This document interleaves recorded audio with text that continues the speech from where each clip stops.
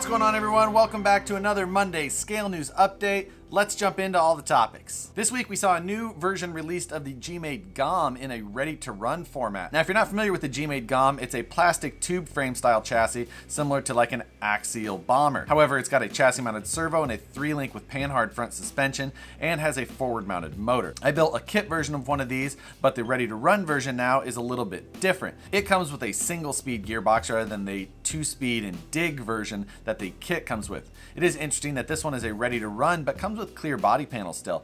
Kind of a cool feature as far as that goes. They don't provide batteries or a charger with this ready to run. Retail price they show listed at $389. This weekend, the RCV licensed AR60 Vanquish axle shafts were released. These are a VVD style axle shaft still, but they've got the bell-shaped design to look like the RCV rubber boot that you'll see on all of their full-size axles. These are still made out of 4340 chromoly steel, heat treated, and they've got a new dark finish on them. They have a 6mm diameter at the axle through pin area to give you a beefier stub axle, and they have an included hex to support that larger size. It's got a 5mm thread towards the outside for yet a little bit more strength. Comes with a much larger inner bearing and the outer bearing needed, a new hex, drive pin, and lock nut. Retail on those is $79.99. A link on where to buy those is in the description below. For you HPI Venture fans, Bauhaus RC has released a couple of new options for your truck. They released a low center of gravity battery tray and rear cross brace setup, as well as a high clearance skid plate. If you've ever seen one of those HPI Ventures,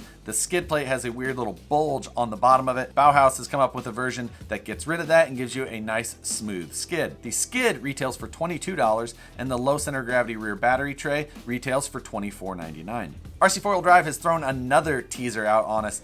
They've got kind of this beach scene, kind of in a jungle look, with 3 cars blurred out by some Photoshop work. They say that the release on the information is going to come out on Tuesday. Of course, one day after this video. So we'll have to talk about it next week after we find out what it is. And for you tiny tire fans, Pitbull's come out with a new 1.55 tire called the Berserker. Overall, pretty good looking tire if you're looking for a new 1.55. The Traxxas TRX kit version and Bronco hit shelves all over this week. I went ahead and picked up the kit version and did a live build on that last night. I ran into one issue with the transmission that didn't allow me to actually completely assemble it, and I'll have to get a new 24 tooth output gear. But other than that, that kit went together beautifully, really well done. Really nice instructions. Granted, it's done the Traxxas way, which has been different than everyone else, and they included all of the electronics for the car, making it a pretty expensive kit. There were some things that I didn't catch in the initial release of the TRX4 kit announcement that I'm glad that I picked up the kit to build it myself. We did notice before that the kit version and the Bronco had the inner fender wells that stayed attached to the chassis rather than the body. What I didn't notice is that these actually incorporated the shock towers into them. So there is no separate shock tower and inner fender. The inner fender is your shock tower. So there won't be any moving or replacing those shock towers unless you are willing to completely get rid of those inner fenders that you have. The kit version comes with the old style bumpers and wheels. The new Bronco does come with a better looking set of wheels and a better looking set of bumpers overall. Like I said, I picked up the kit version, had a good time building it. I'll get that gear replaced in the transmission so that I can get that finished. And then I'm probably going to sell that kit off and go ahead and pick up the Bronco as well, just so that I can have some experience with both versions. Something else I ran across this week that is just on the unneeded but would definitely like to have category is a tool from 7075.it. And what it is a little vacuum chamber.